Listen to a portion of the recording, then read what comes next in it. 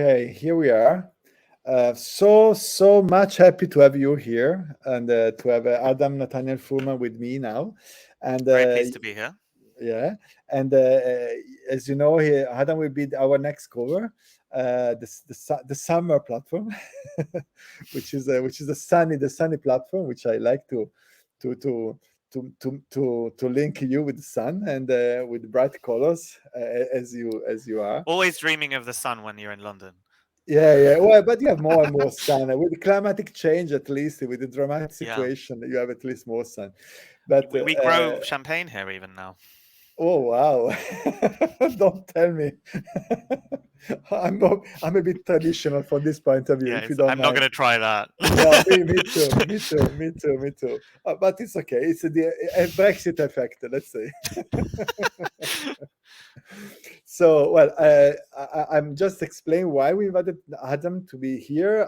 I feel that in the last 10 years, let's say five, the work of Adam, both from let's say the design point of view, as well from the theoretical point of view and the critical point of view, has been so much provoking and challenging for all of us.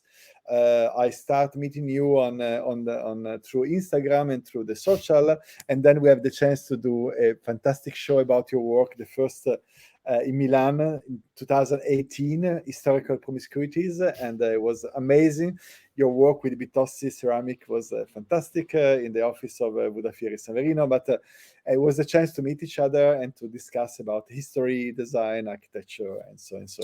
But I mean, apart from let's say the flamboyant, colorful architecture you have been designing the last year, provoking all of us, I think that it's what is very much interesting for me. It's also your critical point of view about contemporary reality. So the means of being an architect and making political discourses through architecture, which I think it's for me it's much more important in this moment than many things else.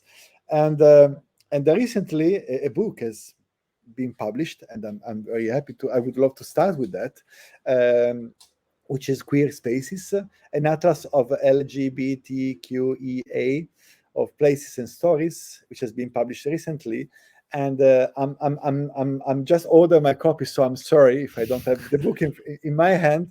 But I would like you to start telling us about this book, the reason why, what is the theoretical feedback. I mean, why you did it, and what is it representing for you. So the book is co-edited with Josh Mardell, who's an Yeah, architectural sure. historian, and it's published by the Royal Institute of British Architects, and it's got Yeah. 55 contributors. So there's a sort of Wow. multitude of authors Wow. to the book, and it was quite an epic undertaking over the past three years. The reason it came about is I'm very queer, which is something that many designers have been, but haven't really spoken about, and it's sort of been something that's been hidden in plain sight often, Yeah. or has only been maintained as a private aspect of their life and was not in any way brought into their design work in the past. I went into architectural education in 2000. September the 11th, 2001 was actually the day of registration at university, which was interesting. And before that, in high school in the 90s in London, had been out. So I came out at a very early age. I think it was sort of as I turned 15, or rather I sort of came out and was outed to the rest of the school and to the rest of my local area in my part of London. And the context was Section 28, which was a piece of legislation which Margaret Thatcher brought into the statute book, brought into law in 1987. And it very much defined my generation's experience of growing up gay or queer, if you're sort of have different gender expression in any way. Sure. And what this did is it made it illegal to promote homosexuality or discuss homosexuality in any institutional context, Yeah. in any municipal context. And what this is the Putin basically used that Sure. as the sort of benchmark for his legislation that came in the 2000s. Yeah. And what that did is it created a context where there was it was open day on attacking and bullying queer children and gay children at school. And so I was so badly bullied that I was had to be protected as I walked through the school. When I went around my local area, kids from the other schools would attack me. I couldn't go into pubs. I would go to a house party and I'd have to run out because the word got around that someone with a knife was coming to stab me. And it was, kind of horrible context. And I was asked to leave. So the school, rather than dealing with the bullying, the school said, you have to leave because you're causing the problem. And no one ever mentioned you were the word. problem. Yeah, but this happened to a kid down the road in another school. Like, it was something that was like, a lot of people of my generation have had precisely this experience. Most of them less extreme, because as you've probably noticed, I'm a very I don't really take things very, No. I don't lie down. I don't want to hide. And so I'm the kind of person, if someone's beating me up, I will attack them verbally until I am almost dead, because it's like I will take a Pyrrhic victory out of not backing down while I'm being beaten. So that's kind of what happened. And I was saved. Literally, my life was saved by gay spaces, as they were called at the time. But the queer community within them, which was broader than just the gay community, saved my life. So I studied for my A levels, which are very important. It's like the matricula. I don't know, when you're 18. Matricula. Yeah, yes. When you're 18, the big exam that everyone does in Italy. So I studied for those in a gay pub. They allowed me to stay there during the day, drinking tea, no alcohol. And they gave me a table by the kitchen, and I would study. And people taught me that I wasn't disgusting, and that actually I was, I didn't deserve to be beaten up. And I became part of the gay scene, which was very, very expressive. It was very angry because of Section 28. There was a lot of protest. It was under attack. There was a bomb in '99. I was just around the corner. I mean, everyone was there at the time. Several people were killed on Old Compton Street, sort of the heart of, I was studying also in the basement of Costa Coffee there, so I was kind of around there all the time. But this came through protest movements, protest art, very visually expressive. Also, there was an incredibly vibrant scene of nightclubs, shops, parties, restaurants that were all being designed, and the aesthetics were very much a strong and powerful part of this desire to exist in space. And so the visual aesthetics of kind of identity, not necessarily only the queerness, was very, very important to me. And then I went into architecture school, and of course everyone was like, no, you can't do that. You have to design stuff that looks like, I don't know, at the time it was Fuxas, I don't know, because that was technology, and then later it was like Chipperfield, because that's architecture. Fuxas and Alsop in England. I mean, it was the kind of this kind of... Alsop was already like not fashionable, so it sort of was the technological people or the phenomenological people, concrete sort of Caruso St. John sort of stuff. And anything else was that's Pomo. Oh, that's effeminate. Oh, that's ridiculous. That's superficial. Or it was dismissed. And actually the entire world of expression that was anything except those people's very narrow idea of what good architecture was actually just totally dismissed. Basically like a racist, xenophobic version of the outside world, but within architecture. So I fought very, very loudly against that. And most of my friends who are queer have left the profession. They left early on. Either they left university or they left afterwards, because there's just no way. Most people are not willing to just stand up and argue in the face of people who are laughing at them, ridiculing them, humiliating them. But I was kind of used to it because it wasn't physical. Before I was, I was taking a beating, but it was intellectual, and I can fight back. So this has been going on over the whole 2000s and 2010s. And then suddenly, in about 2017, people started to ask me. I had to hide the queerness of my work for audiences, and I sort of had to say it was about it's about 3D printing, or it's about this material thing, or it's I had to hide it in the kind of current discourse. Now it would be probably green stuff, but suddenly around 2017, people started to be like, you're quite. We've seen that you've written about your identity. Also, it's not just queer, but my identity is very. The multi-ethnicity of my background is very important as well. Like a little bit like Italo Svevo, like I'm one of those characters that's from like nowhere and everywhere. And so that's also important and kind of works with it. And around 2017, people started asking me about my identity in relation to the work. And I went to Berkeley in California and had a symposium, ran a symposium on queering architecture and design. And it was suddenly, I was in a room for the first time in my life. I was in a room of people from the architectural or people from architectural context. Sure. All of us were respectful of each other. Sure. All of us, I didn't have to fight for the very right just to be there. Clear. I didn't have to, like it has happened to me in Italy many, many times. I didn't have to explain to people that my work is not fascist or disgusting or Sure. commercial shit just because of the way it looked. Everyone understood. And it was the most liberating experience of my life in architecture, because suddenly we were having good discussions. Everyone was on the same page. Obviously, lots of disagreements, but within Sure. a framework where everyone understood. Yeah. And then I was invited to Harvard, GSD, Yeah. for a similar thing, and it was again a wonderful experience. And then pretty soon after that, the Architectural Review asked me to write an article I remember. for their Outrage column, Yeah. which I didn't want to, because it's so small. Like, it's a very tight format, and I kind of like wanted to write more, but it turned out to be very helpful because it forced a sort of extremely concise. And I'd written on this, yeah, and I'd written focus and sharp, and I'd written on the subject before, and I'd written sort of waffly this, and for Architecture Design magazine. But this it went kind of viral. Yeah. Like, especially in the United States, it became very, very widely read about queer aesthetics.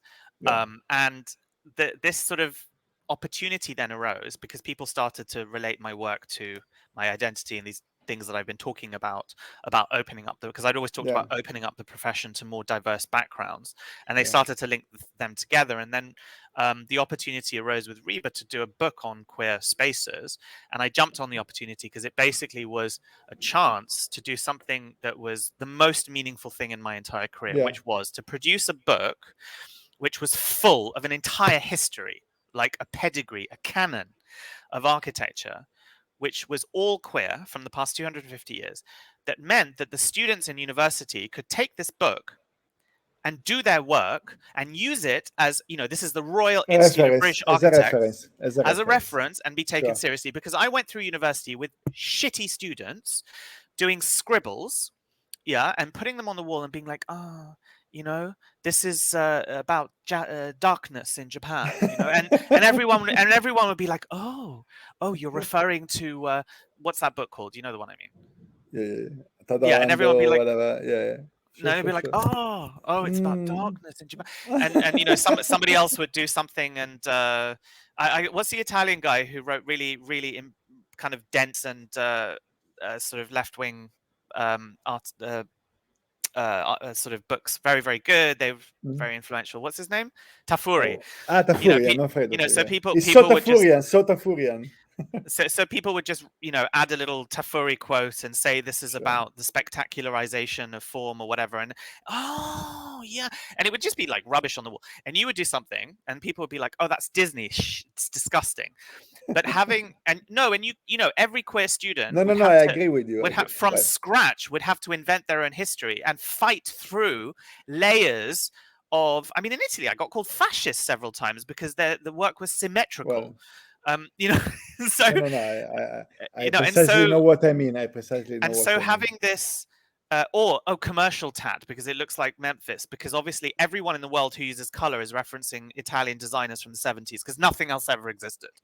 And so this book will allow students, and it's already happening because I'm sort of receiving regular photos from people, tutors, and in crits, the students are putting the book out, with notes, because it gives them the opportunity to have a pedigree and a history for their instinctual desire to work with queer themes, which are very, very complex. It's like almost an entirely other way of judging architectural production. Sure. So it's a very long answer. No. It's perfect because it gives me the possibility to link to many things. Because I was going through I used to read your text, and I think it's very interesting because any form of clever subversion and a way of shifting the points of view is necessary today. Because let's be clear. I think that, I know that you agree with me. We are living one of the most boredom period of the history of contemporary architecture today, and one of the most exciting and crazy as well. In the world. Absolutely. In the world in general. No. I completely agree with you. World is producing questions that are really intense and radical, and we are living in an amazing period of our history. But in the meantime, architecture is one of the most less interesting period of this history. In the meantime, so that's something that doesn't work. So the kind of work like yours for me are very important because are challenging. And I was going through the Queer National Manifesto and a series of texts that you have been publishing. You have also sharing to understand, because I would like you to explain what does it mean for you to link queer to architecture, to space, because it's not just a notion of being post pomo, or to use colors, or to use forms. No, clear. No, that's clear to me. So that's a part of it in a yeah, in a clearly, certain clearly, in a clearly, certain context, but it's a small absolutely. part of it. But yeah. So how can you explain to a general public the idea, the basic idea of queer architecture? Because I think this is very important to define context, in which we can share and discuss. Because I think it's very important, because we get out from let's say the cultural and mental ghettos, to discuss it in public. So we move from a kind of aside situation to a margin situation to a central position, which is very important, and it's something that you have been discussing many times. So to get out from the room, the table nearby the bathroom and the kitchen, but to be at the center of the bar, to be at the center of the pub. Yeah, and I mean, I keep, for instance, I just applied to be one of the mayor's design advocates, which didn't happen. I received an email saying yours was one of the hardest decisions to make, one of those emails. But it was precisely, and I replied to them and I said, I applied to this specifically because I want to be on those tables. I want to be on the tables where the decision makers are deciding on major procurement issues, and I'm able to sort of be part of that discussion using language which can actually help engender serious change at an institutional metropolitan level. I mean, ideally national level. So yeah, there is very much that desire. I mean, that, and a lot of the work, as you know, has been pushing in that direction. Yeah. To open up the discourse in that way. But for the question in terms of like what is queer space or queer architecture, we don't use we avoid the word queer architecture precisely I can imagine queer space is better. Precisely because and I keep getting these questions like, how can we either very sweet positive ones, but they're a bit naive in the sense of how can we design good spaces for queer people? And that's not really the point. That's a sort of, from this architectural perspective, that somehow we can control space in a good way for all users, and it doesn't quite work that way. And what the book is trying to show in a kind of anti-Venturi way, because Venturi, there's this tradition in architecture that you kind of go on a safari, and you pick up things. Yeah, you pick up things. You get your unpaid students to do diagrams of ducks and sheds, and you publish a book and you write a text and you own it. And like the way that Venturi Scott Brown kind of looked at all of this amazing bottom-up stuff that was happening in commercial architecture in the United States, and they owned it, everything. It belonged to them. And we're sort of avoiding that. So that's why it was very important to us to have a multitude of voices, but it was also, the way that we've organized it, the things that we've chosen, so that there is within the subtext, implicitly within the editorial decision making and the organizing, a lot of stuff there. But in terms of what is queer space, it is multiple things. So there's a few kind of categories that we've come up with that we didn't want to put in the book because we don't want to just stamp it and turn it into it's not a manifesto. It's not a kind of I mean, it is, but it's a sort of a multitude of manifestos. Yeah, but roughly they fall into a few categories. So the ones that are most interesting to me because I live them. So it's sort of the ones that I am in a way. It's a sort of quite a bourgeois sort of Western lineage, a wonderful one that I really like, which is the creation of alternative worlds. So for queer people, mostly lesbian and gay women and men who have been from wealthy backgrounds, going back until the 1750s is the first example that we have, 1751, is the desire to escape from a world that kind of either wants to kill you or just absolutely doesn't allow you to be how you actually are, which is very much not fitting in within very, very strong gender or sexual binaries. And what that expression is, when you're expressing it through space, architecture, design, ornament. So there's a tradition of creating hidden worlds, alternative worlds.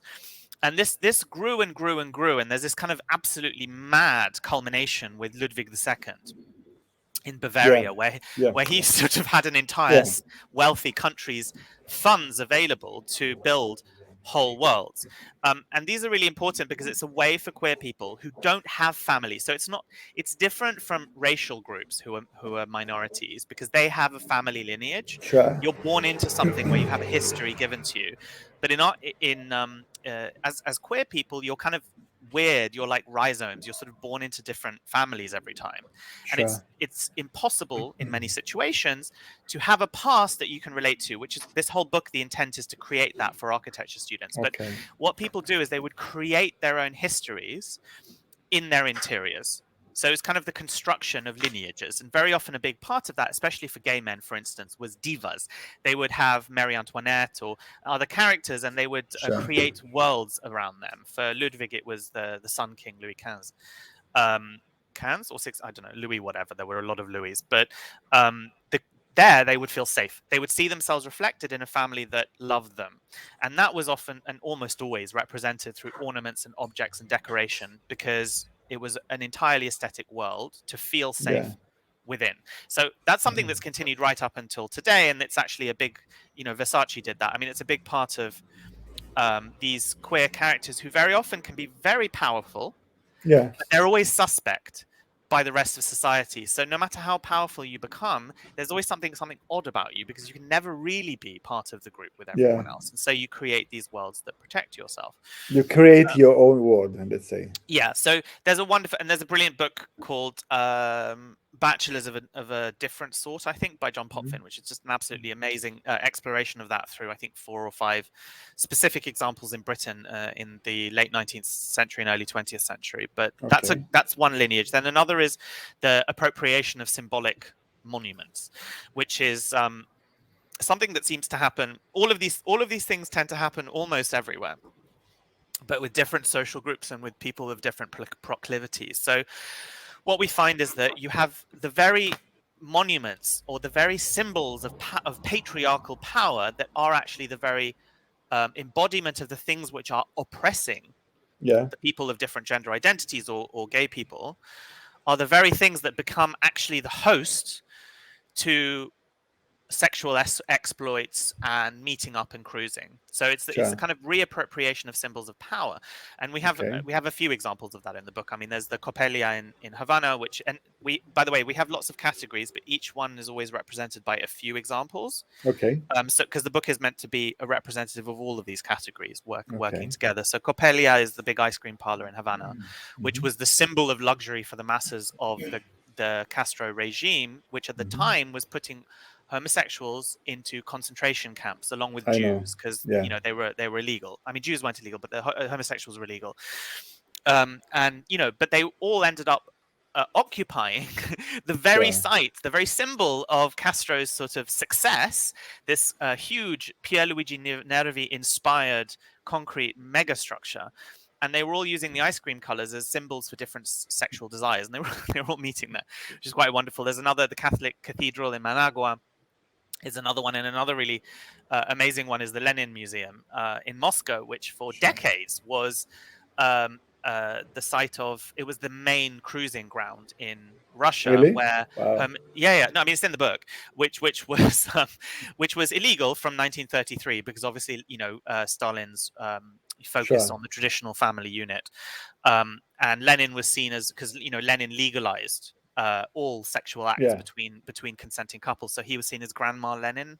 and And actually his statues all around the country became the points for meeting up. I Gay didn't know people. that. I didn't know that. And Fantastic. this is something, so there's a lot of examples of this in pretty much everywhere we looked. We found examples of the very symbols of power becoming the things Sure. that gays Sure. would Sure. meet under. And then there's the reappropriation of public space Sure. at different times Sure. of day. So there's a programming question where the most obvious places, the most public places, would become the places where people would meet out of insalubrious hours. So darkness Yeah. is very often Yeah. the point where Yeah. that would Yeah. happen. So So I mean, using so many colors is also kind of a reaction to darkness, which has been in a way, well, uh, colors is no? interesting because there's a text on saturated space which you know I sort of run, very rarely Sure. publish anymore, but there's a text just published about a month ago by Joanna Haydenskog, which is on the queer architect, and she dissects why color. Nothing is a queer aesthetic. Okay, queer Sure. aesthetic is contingent on a location and a place and a Clear. time Clear. in which a queer person will react to the world around them, and they will create an alternative aesthetic, and it's queer in that moment because of that Sure. person's Perfect. Very life. clear. And Joanna explains why color has become a powerful symbol of queerness, specifically in the context of Western culture of the Sure. past 50 years, 60 years. And Okay. that it's only contingent on that. Color in India is absolutely not queer Absolutely. at all. Absolutely. Absolutely. Absolutely. And so she breaks down the cultural contingency and Which specificity. I think is very important, no? I mean, because it's a way to put clarity, no? To define, to focus in more in detail, because I think the more we enter in words and we define the conceptual character of this kind of approach, more it's effective and it's important and can be, and that's clear that what we are discussing now is it's a cultural tools in relation to a very specific historical moment where things are redefining under the pressure of strongly existential and collective questions that are pushing hardly about the world we are living. No? So it's not just a matter of colors and defining. I mean, the status of a community which is getting stronger and stronger, but to define something which can be used for everybody. That's why I'm arriving to this last question, which I think is very interesting, because in the last years, probably because of the occasion you've been designing small but beautiful installations. I was thinking to the one the Boudoir Babylonia you designed in Australia, and With sibling architecture. yeah, yeah, sure. Every time in connection with people, I'm not sure, and then we will correct on our final text clearly. But also some installation you did in London, and some proposal you did in London. Not talking about the world of interiors and the design, which is part of your daily narration, your daily research, because at the end of the day, you are first of all a designer, and you love what you're doing. You're working on materials, you're working on forms, geometry. No, our clients, come on, yeah, we all need to live. I mean, you're doing it in a very coherent way. But what impressed me in the last years, the set of installations, which became a way of working with the idea of freedom and using colors as a way to redefine identities of space, which has losing the centrality. No, so to provoke in a joyful way to generate something which is a new kind of social centrality. No, so Yeah, I mean, I've the word joyful I think is a little bit overused, sure. Well, but I think I try to be impactful. sure. But with regards to that, I think I've been lucky, and so I can't complain, but I always complain. But Well, we but all it's complain. We all but complain. it's been good to have these temporary commissions, because it's good to be able to start a conversation, make a point, and people do love them in the Sure, place. People don't love them online, but people love sure, them in the actual physical context of where they're placed.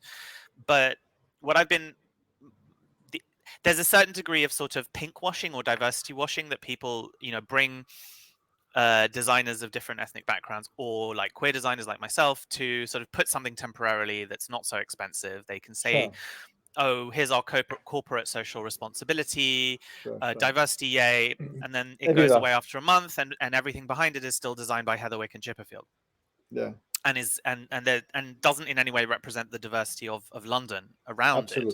absolutely. And so what I've been pushing for very hard, and I argue for, is for within larger procurement structures, for both government projects and private development, to be able to incorporate the symbolism and art and craft of identity and representation, which is just that's what art is. Okay, it's just Sure. people sort of cut it Absolutely. out, Absolutely. being Absolutely. made by many different people and being designed by lots of people in a manner that is integrated into our public spaces permanently Yeah. and into our buildings permanently, so that our sort of urban spaces are not uniform expressions of a tiny part of our broader culture. I mean, in London we've had a huge construction boom. Our population has almost doubled, and this new development is all this sort of incredibly sort of dry, uniform architecture that's basically been Absolutely. defined by a few professors in university about 20 years ago. Yeah. And this sort of layering of architecture with craft, decoration, ornament, art is a really important way of instilling culture into what we build, of getting people to be able to symbolically relate to the Sure. architecture of the Sure. city, Sure. but they don't see themselves reflected in it now. I mean, Hannah Arendt always talked about how the city was a symbolic space, and that you Absolutely. sort of you Yeah. do build what you consider important. So this sort of this doctrine of reproducing the existing context or producing good quality contemporary architecture, which is defined by a small amount of people, is not enough. And so there's another aspect to it, that if we can produce these things permanently integrated in our urban realm, it also supports an economy of making, which is very important. Absolutely. I'm sort of quite Absolutely. boring in a sort of No, no, no, no, no. It's fundamental. Ruskin way, that I really No. do think that the love and the life energy that goes into making something beautiful and well made, which is permanently in the public realm, is wonderful, because people make a livelihood out of that, and it's a good livelihood. And Sure. then the people will feel that when it's actually in the space. And so I'm currently sort of trying to work on some permanent things, trying to get this stuff embedded into different things. I'm working in a train station, I'm working in a public square, I'm working Okay. on a skyscraper, and it's Okay. sort of trying in little ways Okay. Sure. to get these odd moments of difference beautifully integrated in a way into our city. And I would hope for this to happen a lot more. And what I wanted to be, or to do, if I was able to become one of the mayor's design advocates, was to make these points within panels discussing how to go ahead and create good new public spaces, because there's a lot of construction that's going on Well, here at the as well, moment. yeah, as well on your work on education, no? Because on architecture education, you are try to work on that as well, no? Am I Yeah, right? I sort of took a step back, because it's the structures in place, the structures set in place by the RIBA, and the sort of general culture Yeah, around architectural education here. I mean, I yeah. really, it's very different in every country, but here was not something I felt I could be part of or actually make a difference to in the end. So I just sort of took a step Okay, back. okay, But okay. there's lots of wonderful people continuing the fight, sort Sure, of sure, sure. making the points, especially in the UK. Our architecture scene is the architecture that's being produced at a large scale is sort of deadly boring. Absolutely. Good quality, No, but deadly let's boring. say lead But boxes, lead boxes. yeah, but the culture, especially amongst the younger generation, who are very frustrated, right? They can't build, they can't.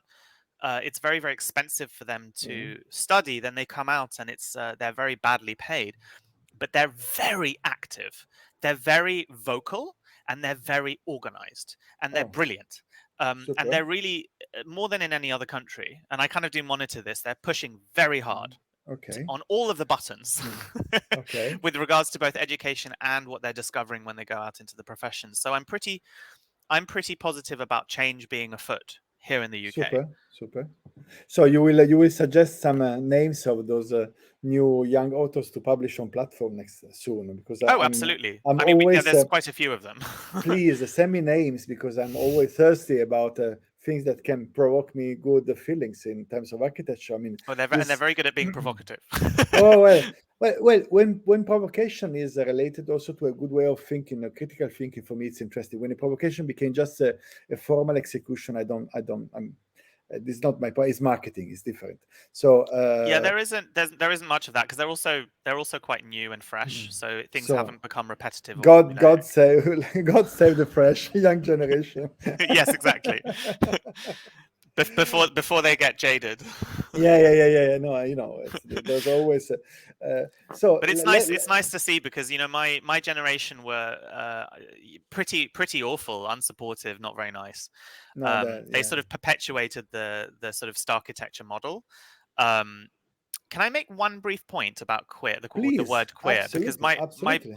wonderful boyfriend, who's Italian, has told me that the queer doesn't really translate into any Italian words. Yeah, can you help us, because it's and there's a very specific history to it in English, which has sort of changed over the years, and it's very different to gay, because I've had some Italians who are like, what is this with having sex with men in architecture?